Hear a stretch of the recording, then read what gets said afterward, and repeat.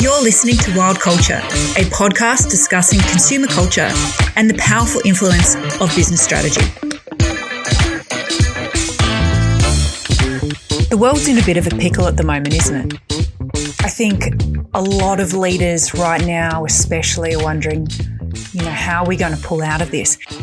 It's a moment in history where you need your best strategic thinking to really shine. The trouble is that many leaders usually outsource their strategic thinking or, right now they're looking for the quick and inexpensive antidote to a lot of the stress that comes with, what if I make the wrong move? And that's why strategy tends to be outsourced. We're trying to de-risk the chance of blame, but in doing so, we actually increase the risk of failure and we decrease our ability to think strategically long term because we're not doing it as much. So many strategies end up being nothing more than beautiful, high status and expensive pieces of paper that fail the moment they need to be implemented by the team. Now, why does that happen? It happens because those types of strategies ignore the one variable that actually makes them successful. That's people. And people don't buy strategies. They buy experiences. People buy into the emotional shifts that are caused by undergoing the experience of interacting with a business's products or services. Now, this is where journey mapping can be your best friend because very often they are the fastest and lowest risk way to build a great workable strategy that people will buy into. But hearing the term journey mapping is often the exact moment when leaders tune out when they need to lean in. And I'll tell you why they do that. It's because journey maps tend to be dismissed as a customer experience thing or a designy thing. They do require a short burst of intensive effort, which a lot of leaders incorrectly associate with being in the weeds. They want to keep their head in some fantasy strategic oversight bubble without ever actually doing anything, which is ironic because there are a bunch of influential leaders on LinkedIn at the moment trying to replace McKinsey with AI prompts, which is also ironic because journey maps are actually the most honest and effective strategic tool we have. A journey map will take a beautiful high status strategy or whatever the AI bot spits out and drag it through the reality of your customers, your users and your employees' life. And it'll show you exactly where your strategic vision has hit a brick wall of operational reality. And it'll reveal to you the pains that can be your competitive advantage. That's why they're fantastic. Now, in this new world that we're going into, there's going to be a bunch of businesses that have closed up shop. A lot of those are going to be the ones that outsource because they will not do the real hands-on strategic work required to see where they can succeed. Now, for those of you joining me for the first time today, I'm Tanika. I'm a strategic planner, marketer, researcher, and author, and my body of work is focused on helping businesses to make strategic, human-centered moves. This is the podcast that talks about the strategy behind the experiences that drive consumer behavior. And just a quick heads up here. The strategies we're going to dive into today are for general educational purposes. They're based on my own research and what I've seen at work in practice out there in the business world. They aren't a substitute for professional tailored advice that is specific to your business, but they'll certainly give you a new lens to look through.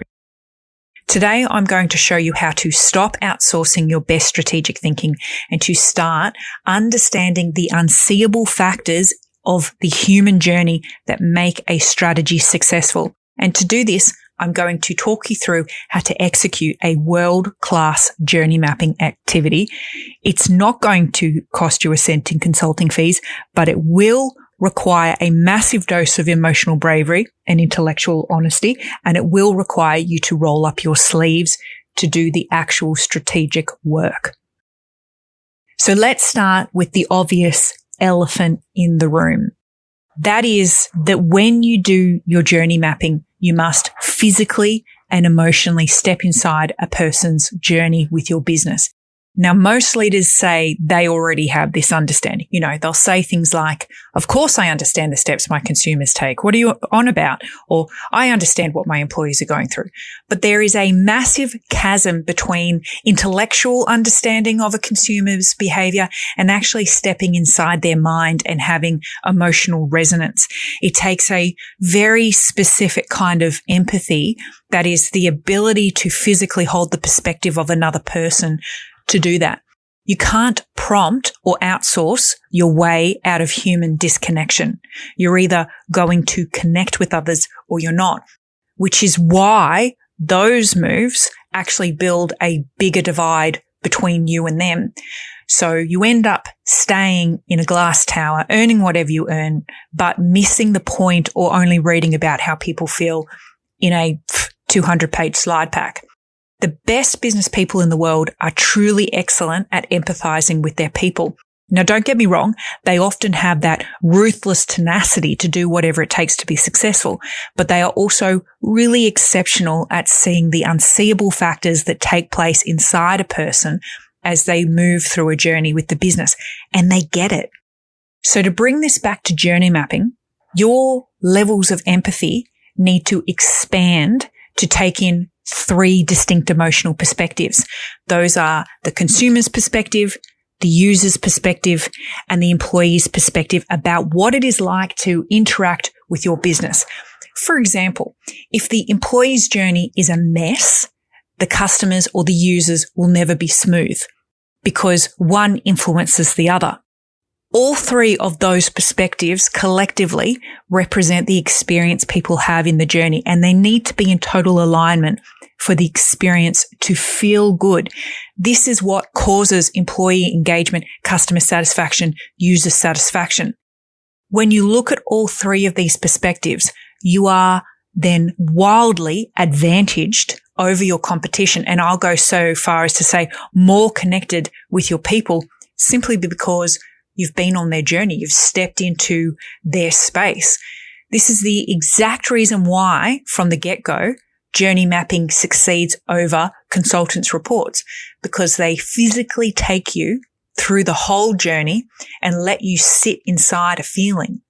When you allow yourself as a leader to feel the visceral irritation of a slow-loading website or the confusion of a convoluted checkout process, you understand why these pain points prevent your business from being more successful than it is. This is the differentiator that helps you to lead the experience, not the software or the spending on all the stuff. It's what helps you create a strategy that experientially feels good. All right, so let's talk execution. How do you actually do this journey mapping thing? What do you actually need to do? First, get it out of your head that this is a meeting. Journey mapping is a messy, whole body, whole team experience. So when you set up this type of activity, you need to prepare for a good day, maybe 2 with the team. Maybe you'll bring in some customers as well. So a day or 2 is reasonably quick, but for it to work, logistically, you'll need to get a large physical space. This needs to be spacious enough to create a physical map and hold all of the members of the team comfortably. Why do you want to do this in a physical space? Because the brain picks up 90% of its data through nonverbal cues. Now, I've conducted and been part of virtual journey mapping activities. They do go okay, but if your virtual camera's off, is a signal of emotional withdrawal. There's also a tendency in a virtual environment to multitask or to get distracted or for the internet to drop or for something to happen, etc., etc. This activity is about best efforts and revealing your best strategic thinking, and often that happens in person. Next, you'll need to get more post-it notes and pens than you think is legally allowed in a building. And believe me, you'll use them. If you don't, you haven't done it well. Lastly, ordering catering, please. Keep the coffee flowing. If people get hungry, they get groupthink just so they can get out of there earlier. After you get those logistics right, you'll need the right leadership environment to make the activity actually work. So that means everyone comes into the room with an open mind. Every person in that room needs to leave their ego and their job title at the door. The second thing you need to make this work is psychological safety. This is a non-negotiable, and it's a biological requirement for innovation. As the leader, you must make it safe for people to share differing, even conflicting perspectives. If your team is afraid to disagree, their brains stay in survival mode. If everyone in the room thinks the same, then you have a yes culture and your journey map will be an absolute work of fiction. You want the tension. You want the person from customer service to feel free to say when they disagree with the person from marketing. If you can't see where those points of frustration and tension occur in the journey, then you can't improve or innovate. Congruence is really great for the Christmas party, but for strategy building, you need to see a range of perspectives. Lastly, choose the right facilitator. This is the person on the team who is good at leading people, yes, absolutely, but is better at asking questions, hosting respectful and healthy debate, and who isn't so ingrained in the direction that they just want to push their own agenda. This isn't about making the board or the CEO happy. It's about the best strategic thinking and the biggest reveals. The person on the team with the highest ranking leadership title isn't always the best person for this gig. And in my experience, the best insight happens when the facilitator is not the boss, because everyone relaxes. So we have the logistics and the leadership environment sorted. Now we need to shift our focus to the planning. This is where we map behavior through 6 distinct stages in the journey. You want to write these down because in the physical space that you're working in, these will be dedicated stations that represent moments in the journey. So you'll need to scatter these around the room for people to be able to walk around and to be able to shift their thinking and go back as they recall different things. What you're looking to identify in each of these stages is specific moments. These are your pain points and your gain points. So these stages are, number 1, pre-awareness. This is the stage before your customer, your user, or your employee even knows that they need something or that they have a problem. The second is awareness. This is the moment when the person knows that your business exists. The third is evaluation. They're kicking tires. They're comparing you to the other business down the road. Number 4 is the decision, the moment of truth, where you successfully convince them that your offering is the best. Number 5 is purchase or service. This is the transaction or commencement of the agreement. And number 6 is loyalty. This is the one where real profit is made because it's the stage of the journey that most businesses and definitely most strategies ignore. But how you treat your people after they've signed on and they've actually spent their money says a lot about how much you value them. And when people feel valued, it creates reciprocity, where people feel good about the business because you feel good about them. That's what creates a cycle of loyalty. At each of these stages, ask the question, is there an omni-channel experience going on here? Omnichannel is when you follow a customer beyond your business touchpoints. So this one can feel a little stalkery because the business is following the customer around the internet like a lost puppy. But the aim is simple. It's to close the deal. It's to close the journey in the business's favor. So if you're wondering what this looks like, if you've ever left an item in a shopping cart and then gone to a new website, maybe to compare, and had an advert pop up reminding you about the exact item you left behind, that's not an accident. That omni-channel experience is deliberately designed to pull you back into the journey and to close the deal. To that point, you'll also want to try to map out where people are leaving, where they are bouncing, where they are exiting, and why. That information reveals different types of pain. So whereas some things can be hugely frustrating, but they still agree or they still purchase, when a person leaves and they don't return, that is because the frustration has maxed them out. Okay, so with our room set up, we've got our stations with our different stages mapped out. Now we're ready for the actual doing of the journey mapping. Most people think this is about research and that it's going to require doing a bunch of surveys and focus groups. Wrong. Journey mapping is design.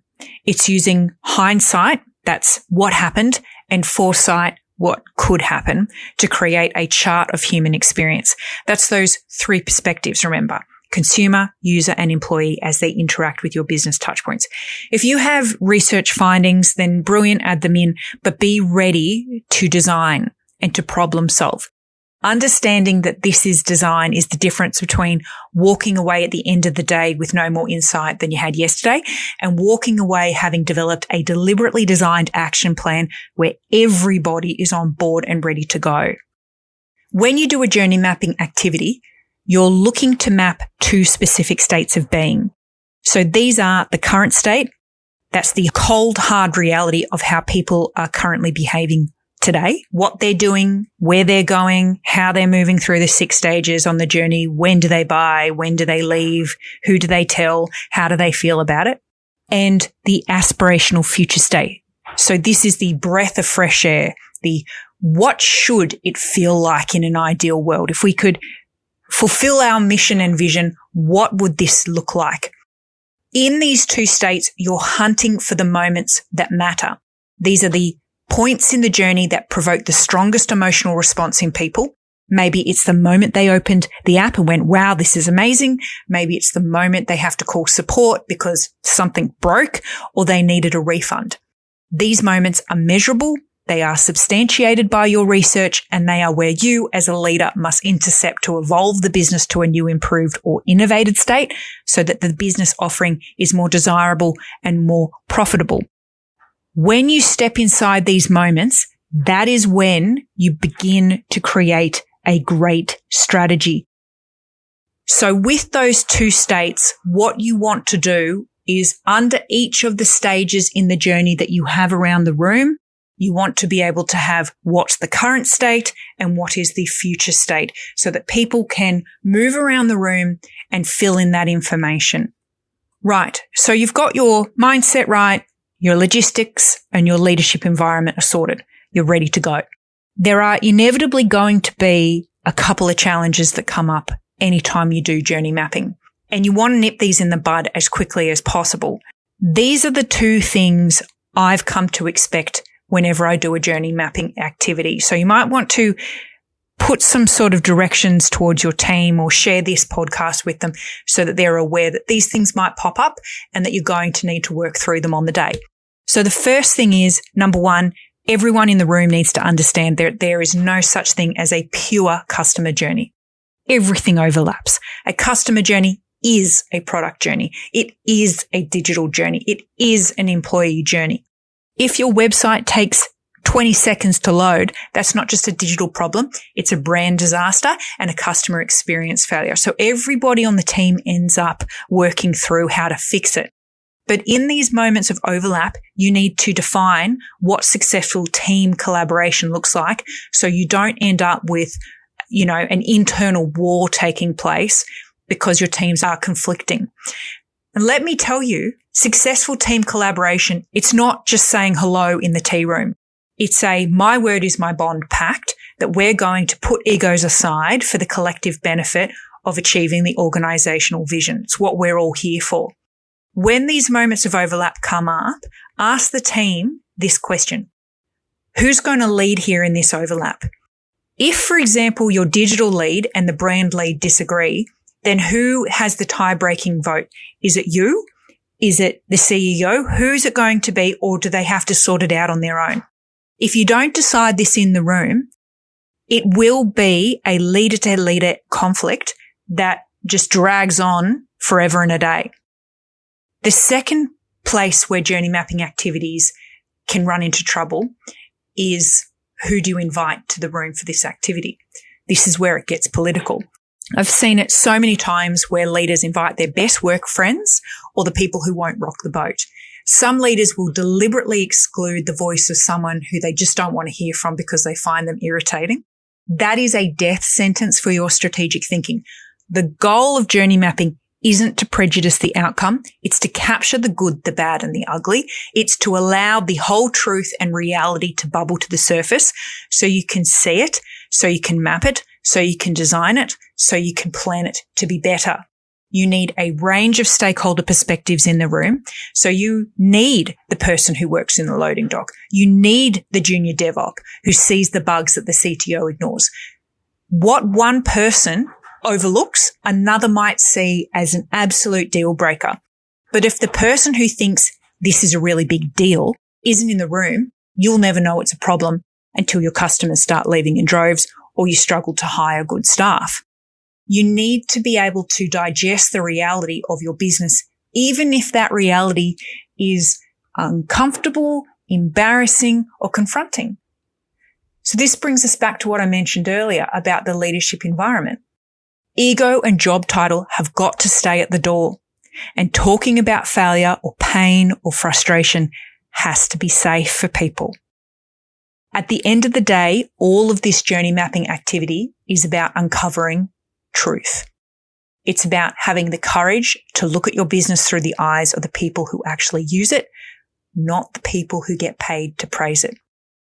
When the best strategic thinking you have only exists in a 100-page slide pack or comes from quick and easy AI prompts, you are living in a hope state. And hope is not a strategy. So get your team into a conference room, get the post-it notes and find the moments that hurt, find the pain, because where the pain is, that's where the opportunity to create a great strategy lives. And great strategy is what will see businesses survive whatever is on the other side of this economic hurdle. That's it for this week's episode of Wild Culture. If you found this useful, do me a favor. Don't just think about it. Go and book that room with your team and start creating your own people-led strategies. Till next time. Thanks for listening in to Wild Culture. If you found value in our conversation today, please make sure you follow or subscribe to the show wherever you listen. Taking a moment to leave us a quick rating or review is the best way you can help other curious strategists and passionate spenders find us as well. Bye for now.